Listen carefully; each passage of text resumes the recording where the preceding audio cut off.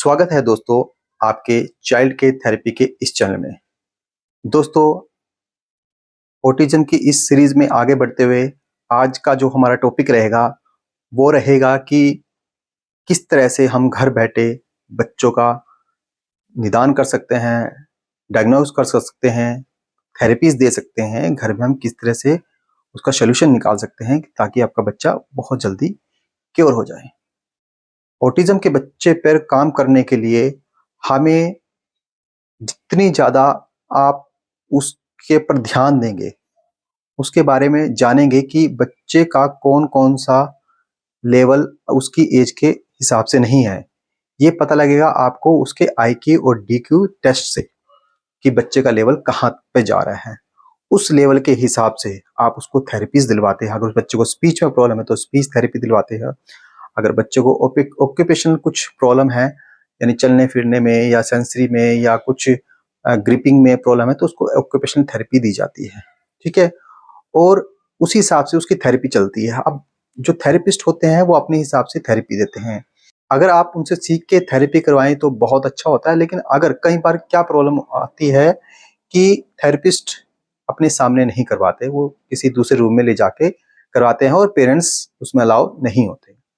लेकिन आप इसको घर पर बैठ के भी करवा सकते हैं। यूट्यूब चैनल्स के जरिए बहुत सारी थेरेपीज बताई हुई हैं, तो उसमें देख के भी आप करवा सकते हैं।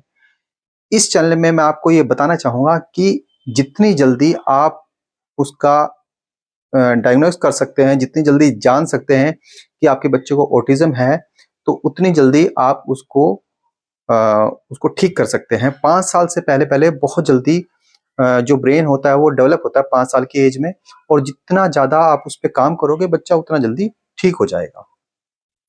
अब उसमें क्या काम करना है, देखो सिंपल सी बात है। जैसे कि आप कोई भी एक्टिविटीज़ करवाते हैं, ऑक्यूपेशनल थेरेपी करवाते हैं या स्पोर्ट्स एक्टिविटी करवाते हैं, तो आपको ध्यान रखना है कि वो एजुकेशनल बेस हो।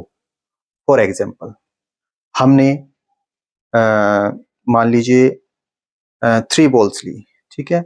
अब 3 बॉल्स के कलर्स अलग-अलग होने चाहिए। आप उससे पूछ सकते हैं कि ये कितनी बॉल है?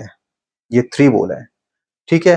3 बॉल का कलर क्या है? Red colour, blue colour, yellow colour, ये हो सकते हैं। अब हम उनके साथ खेल रहे हैं। थ्रो रेड बॉल, बच्चा रेड बॉल फेंक रहा है। थ्रो येलो बॉल फेंक रहा है। हमने एक बकेट ली और बकेट में से हमने उसको बोला चलो दौड़ के जाओ, येलो बॉल उठा के इस दूसरी बकेट में डालनी, ठीक है। और भी कर सकते हैं कि बहुत सारी बॉल्स हो सकती हैं, यहाँ कुछ भी ब्लॉक्स हो सकते हैं, कुछ भी कागज के टुकड़े हो सकते हैं जो उसको उसकी ग्रिपिंग बने और उठा के लेके आए। उसको बोलनी है 2 बॉल्स लेके आनी है, इसमें जो दूसरी बकेट उसमें डालनी है, ठीक है। चलो हम रेड बॉल को ऊपर उछालते हैं। ये फॉर एग्जाम्पल के लिए बता रहा है। अब उसमें क्या चीजें सीख रहा है बच्चा जो कलर्स नेम उसमें जान रहा है, बच्चों को काउंटिंग आ रही है, ठीक है। बच्चा सोच रहा है, थिंकिंग उसकी आ रही है, फाइन मोटर एक्टिविटीज हो रही है, ग्रोस मोटर स्किल उसकी हो रही है, ब्रेन डेवलप हो रहा है। तो कोई भी चीज है एजुकेशनल बेस हो, ठीक है। अब उसमें ये चीजें आएंगी तो वो करना सीखेगा। इसके साथ साथ अगर आपको इन चीजों के बारे में नहीं पता है तो आप हमारे यूट्यूब चैनल पर जब जुड़े रहेंगे तो आपको लाइव वीडियोस भी दिखाई जाएंगी जिसमें हम लाइव प्रैक्टिस करवा रहे हैं और कुछ वीडियो डली हुई भी हैं। इसके साथ आप उसको एक बार डांस की जरूर प्रैक्टिस करवाएं, डांस सिखाएं, चाहे वो कैसा भी करे, चाहे वो उछलता रहे, उसके साथ बच्चे के साथ डेली डांस करें। उसका मतलब का जो उसको अच्छा लगता है सॉन्ग, उस गाना लगाएं और उसको डांस करें, डांस सिखाएं, उसके साथ प्रैक्टिस करें। तो उससे भी ब्रेन डेवलप होता है, क्योंकि बच्चा खुश होता है, इंजॉय करता है। तो डांस सिखाने की कोशिश करें। बच्चे को कुछ डायलॉग याद करवाएं, फिल्मों के डायलॉग याद करवाएं और उससे बुलवाएं, चाहे उसकी प्रोनाउंसिएशन बिल्कुल सही ना हो, लेकिन उसको प्रैक्टिस करवाएं। बच्चे को एंजॉयमेंट काफी अच्छा मिलना चाहिए। बच्चे को कोई भी खेल कूद, जैसे रेस होगी या जंपिंग होगी या कोई भी गेम्स की एक्टिविटी होगी, तो उसके साथ खेलें। जितना ज्यादा आप उसके साथ गेम्स में पार्टिसिपेट करोगे, बच्चे का ब्रेन उतना ही डेवलप होगा और उतनी जल्दी ही वो ठीक हो पाएगा। तो इस तरह की एक्टिविटीज में आप भाग ले सकते हैं।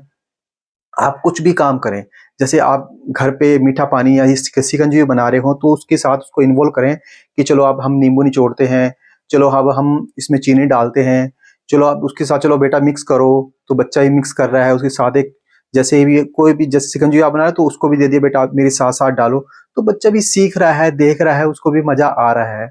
अगर आप आटा गूंद रहे हैं, हाथ से गूंद रहे हैं, तो बच्चे को भी थोड़ा सा आटा दे दे तो बच्चे भी आटा गूंदने की कोशिश कर रहा है, उसकी जो है फिंगर्स वो काम करेगी, चाहे वो कुछ भी करे, रोटी बना रहा है, अगर आप रोटी बेल रहे हैं तो उसको भी छोटा सा टॉयज ला के दो जिसमें रोटी बेले, चाहे वो कैसी बनाए।